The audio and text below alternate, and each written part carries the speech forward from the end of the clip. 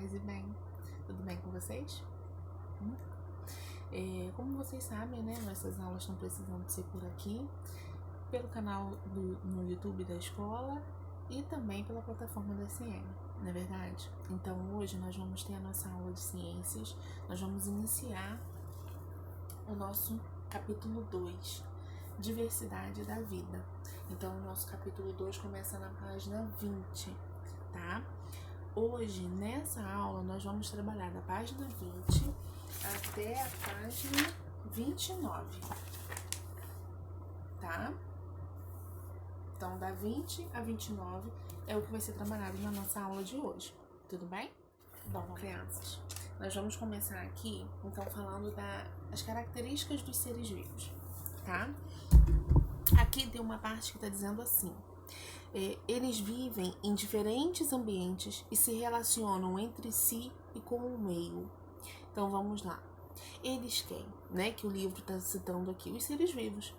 Ser vivo, nós temos animais, plantas, ser humano, todos somos seres vivos, né? E o que fala aqui é que esses seres vivos, eles vivem em ambientes diferentes, né? Existem seres vivos terrestres, aquáticos, uns de região fria, uns de região quente, né? E por aí vai.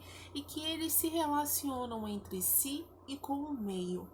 Essa relação entre eles, né? Eles se relacionam entre si. A gente pode entender como uma relação de dependência até, né? Por exemplo, existem animais que dependem de plantas para se alimentar. Existem animais que dependem de outros animais para se alimentar. Então é uma relação, né, entre eles. E com o meio também, né? Depende da água, do meio, da luz, do sol, do calor. Tudo isso é uma relação de dependência, tá? Uma relação entre eles.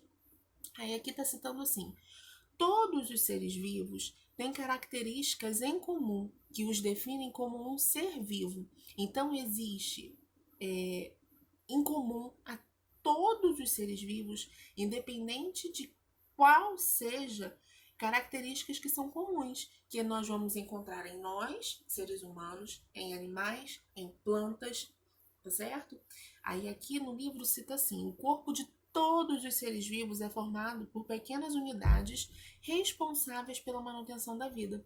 E essas unidades recebem o nome de células. Então, o nosso corpo, o corpo dos animais, das plantas, eles têm célula, tá? O nosso corpo é composto por célula. O corpo de um animal é composto por célula. A planta é composta por células, né? Então, é uma característica comum a todos os seres vivos. Bom, uma outra característica comum a todos os seres vivos é o ciclo de vida. Lembra, vocês já estudaram isso lá atrás em ciências.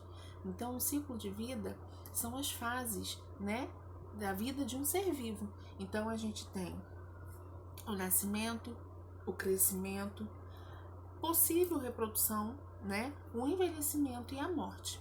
É um ciclo de vida. Então, todo ser vivo tem esse ciclo de vida. Pode passar por todas essas fases, tá? Do ciclo de vida. E uma terceira característica que é citada aqui no nosso livro, que é comum a todos os seres vivos, é a capacidade de responder a estímulos.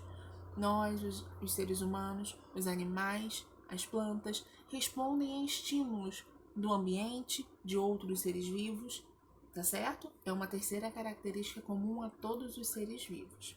Bom, e aí a gente entra nesse segundo subtema aqui, que é o estudo dos seres vivos.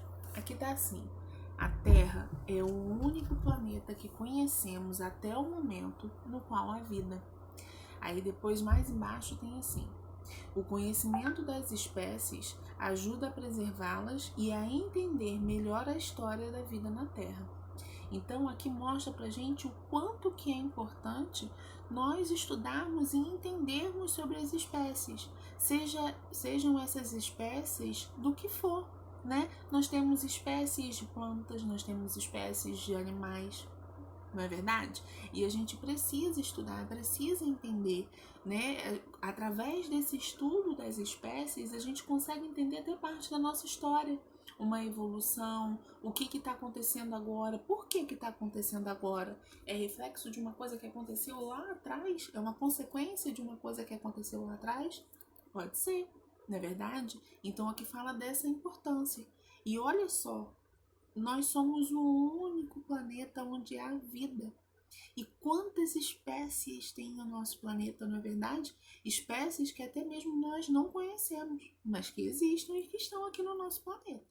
Bom, na página 23, a gente entra nos seguintes tópicos: nome popular e nome científico das espécies. Então, a gente tem o nome popular, que é um nome usado no dia a dia, né? Para uma espécie. E esse nome popular, ele pode variar de uma região para outra, né? O nosso livro cita um exemplo aqui muito comum, é a empim, né? Nós aqui chamamos de empim, mandioca, tem lugar que chama de macaxeira e outros tantos nomes. São nomes populares, tá certo? E nós temos um nome científico. Esse nome científico é dado quando essa espécie é descoberta. Normalmente, esse nome é dado em latim, uma língua muito antiga, tá? Da qual se originaram diversas outras línguas, mas que não é o caso agora para a gente se preocupar. Aqui na página 24, a gente vai entrar na divisão dos grupos de seres vivos, certo? Nós temos aqui os grupos das plantas, dos animais, das algas, dos fungos e bactérias. Vamos lá. Quando a gente fala das plantas, existe uma coisa que nós já estudamos tem tempo, que é uma característica muito marcante das plantas, é que elas são capazes de produzir o seu próprio alimento. Lembra o nome desse processo? Lá atrás, fotossíntese. Exatamente, a planta ela realiza a fotossíntese, que é a capacidade de produzir o seu próprio alimento. Já os animais não têm essa capacidade, né? Eles não conseguem produzir o seu próprio alimento. Eles vão conseguir esse alimento no meio em que eles vivem.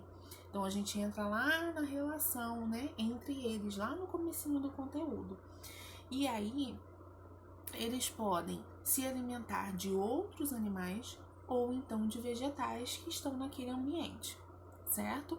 Eles têm características diferentes, né? Por exemplo, nós temos um grupo de animais terrestres, um grupo de animais aquáticos, né? Animais que se alimentam de vegetais, animais que se alimentam de outros animais, né? São características diferentes, mas a principal e a que é comum a todos os animais é que eles não têm a capacidade de produzir o seu próprio alimento.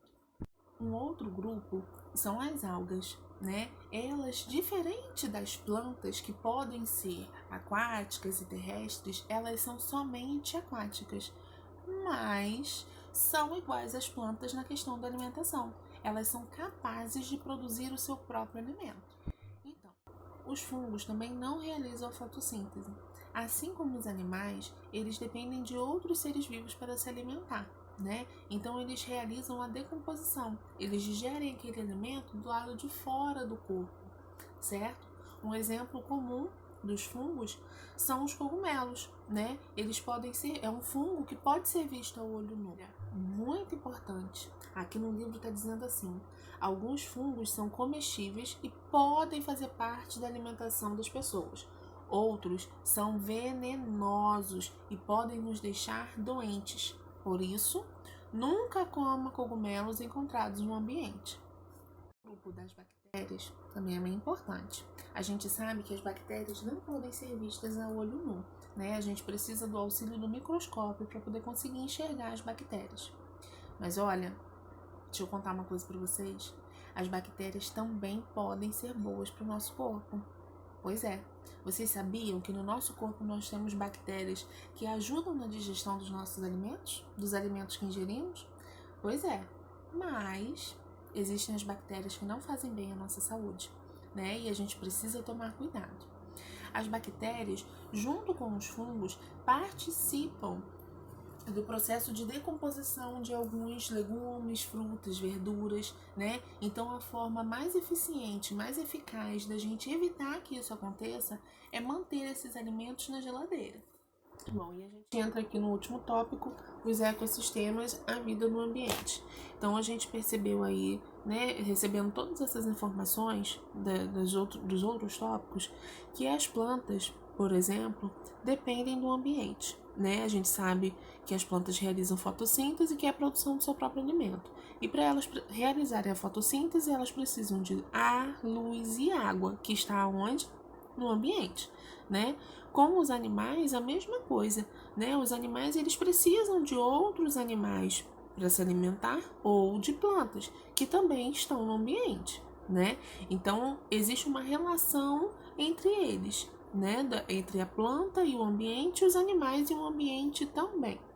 Então, o que a gente tem de ser vivo, de ser não vivo, e essa relação entre eles, essa dependência entre eles, é que forma um ecossistema, certo? Então, a tia fez um resumo, né? Eu expliquei um pouquinho para vocês aqui sobre os tópicos desse capítulo, e aí agora eu quero que vocês façam duas coisas. Vocês vão ler esse capítulo das páginas 20 a 29, destacando as partes mais importantes. Essa leitura e vocês destacarem o que é mais importante ajuda vocês a fixarem o conteúdo.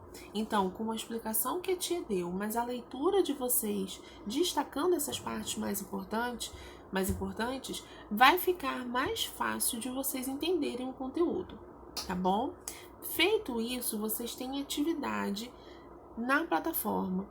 Que atividade é essa? Vocês vão fazer os exercícios das páginas 20 a 29. O que tiver de exercício nessas páginas, vocês vão fazer. No arquivo que a tia mandou pela plataforma da SM, tá tudo explicadinho. Quais são as atividades que vocês vão fazer no caderno, quais são as atividades que vocês podem responder direto no livro, tá certo? E as que serem feitas no caderno, tá bem explicadinho lá como que a tia quer organizado no caderno de vocês, tá bom? Então por hoje é isso, a nossa aula de ciências fica por aqui. A gente se vê na próxima. Um beijo